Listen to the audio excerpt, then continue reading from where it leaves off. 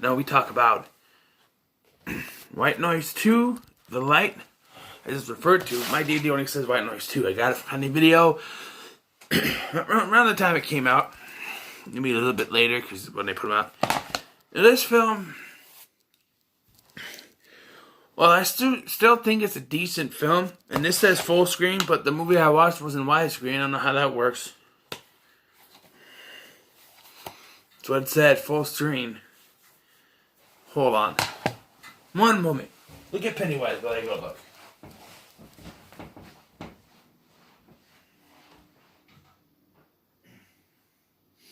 I swear to God. Let's see, what did this say? Anamorphic widescreen. Something I haven't noticed in 10 years of having this movie. I think I got this in 2009. I think. 10 years. It says right there, anamorphic widescreen. But it says here, full screen. So they sold me a widescreen disc for a movie that says full screen on the cover. Well, after I saw the first one initially, I thought, oh, there could be a sequel if they wait. I mean, they wait in the long run. Have one of those sequels that waits, for a while to bring in the son of Jonathan Rivers, or even if they just do one and they age up the boy, or he's a teenager and he has a different actor and do it that way, or it's a sequel all these years later. Do that, and they're probably not going to make any more after this one, but they set up something that's probably never going to get. I've looked and I've seen nothing moving on to White Noise 3. This movie, I like the movie, but there are some problems with it. So we're going to go through it. What's the story? The story is this movie follows Abe Dale, who, after a man named Henry Kane shows up at a diner and kills his wife and son, he tries to commit suicide, but he survives his suicide, and thus in surviving, he has had a near-death experience, which allows him to see EVP without needing a machine or anything, and he can see a strange light aura around people who are going to die, and that's how he uses it, like Jonathan in the first film, to save people. And then they totally ruin that around with a twist in the whole thing. And he realizes Henry Kane actually saved his wife and son who were going to die in a car accident, and there's something bad that happens after 3 days. I'll leave it there for now. Of course, there's going to be spoilers.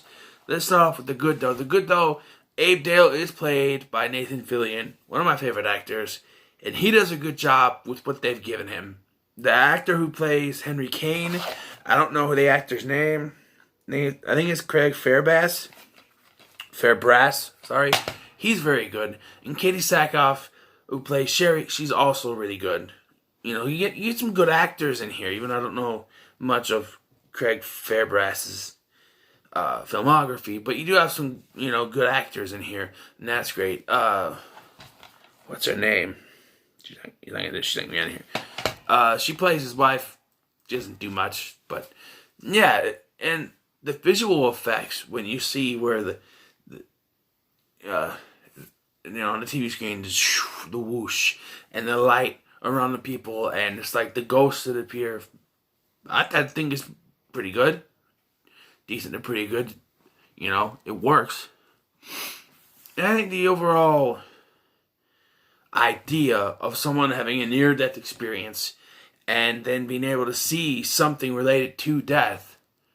The Frighteners did that first. If you think about it, the Frighteners came out in the 90s. And they went with that where the main character played by Michael J. Fox had a near-death experience, and now you can see ghosts. So they kind of stole that from the Frighteners, if you think about it.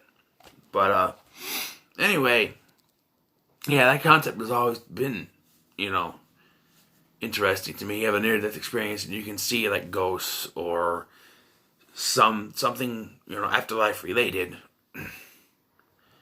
That's good. Now we're gonna go into the negative. One thing I hate about sequels is if they ruin what the first film established, and this is one of those sequels. The first film was about a man trying to save people's lives after he couldn't save his wife, Trying to save people's lives. And, talk about another negative with this. It ruins that when it reveals the twist, or so the after 3 days, it's called Trimira. And it has to do with God and Jesus and stuff. I'm not going to go into that. Something about the third day, Jesus resurrected, something like that. I'm not going to go into that. But after Abe saves someone, 3 days later, they get possessed by an evil spirit or demon, and they kill people and then kill themselves. And they also reveal that the woman that Jonathan saved at the end of the first film did the same thing, which ruins the ending of the first film, in my opinion, because the whole thing was about even though Jonathan died, he helped save that woman, and they take that away from him.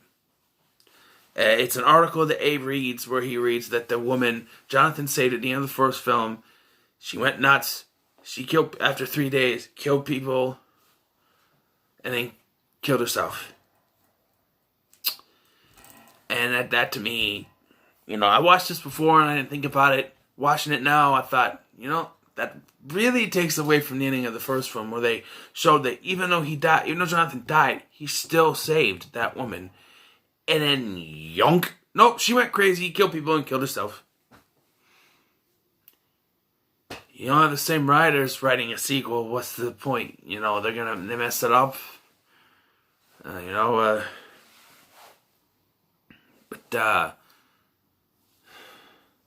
Yeah, and this whole Trimira thing, that's another negative because, okay, that woman wasn't the only one that was saved in the movie. There was also the baby.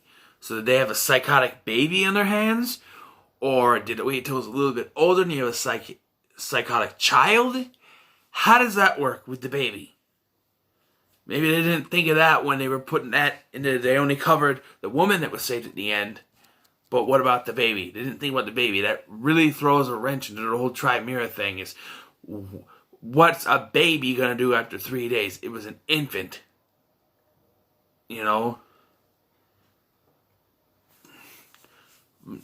Poop on its father to death? I don't know. But that just kind of doesn't make any sense. And then also, Abe is actually, he went from his wife and child being killed to wanting to kill himself. Now he's helping people. He's saving people's lives. He's saving people's lives. Only for then to find out he has to kill the people that he saved. Like this piano player, he has to go back. The guy already shoots up. He's gonna shoot himself, but he stops the guy from shooting himself. Then he realizes that Sherry, a woman he saved in the parking lot, was supposed to die, and his nurse, when he was in the hospital, he has to go and he has to do something to her, but then he gets killed by the cops, and he comes back as a spirit when she starts to turn, and he takes her spirit away.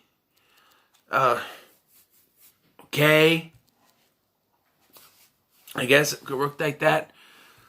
And that would be enough, to have that happen.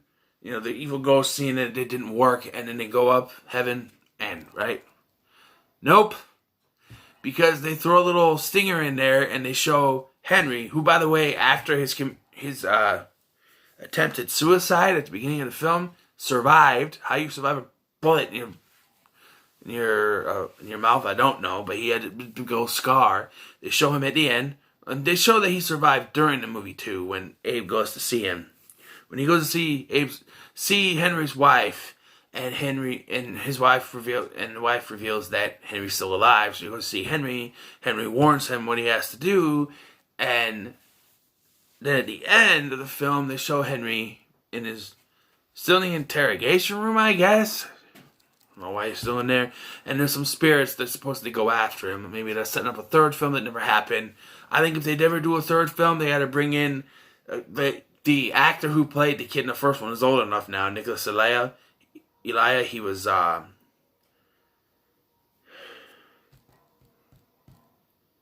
kid from Supernatural. I can't remember the mom's name either.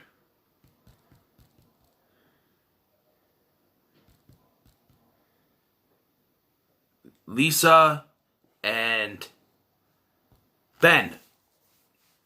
Kid who played Ben. He's like an adult now, so I think he would be kind of come back to show that he was like following his father's footsteps, and he's been doing his EVP stuff, but not and then he reads and he's aware of what happened with this film, or you could just ignore it. That'd be fine with that too. Ignore it. Just say like white noise and put a subtitle on it. White noise, bloodline. White noise,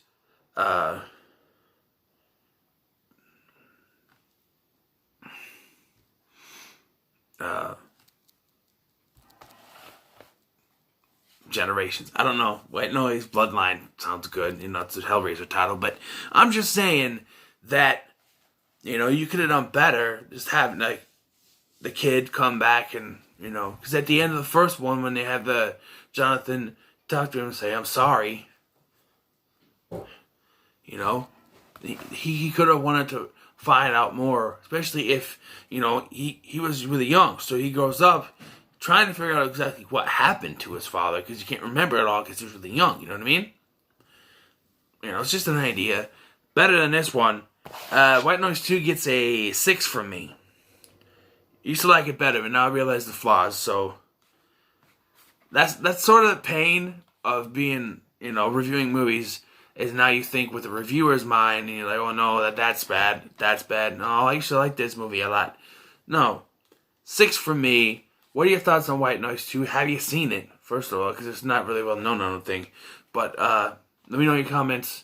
Let me know your thoughts in the comments below. Remember to like, share, and subscribe. And as always, love, peace, and chicken grease.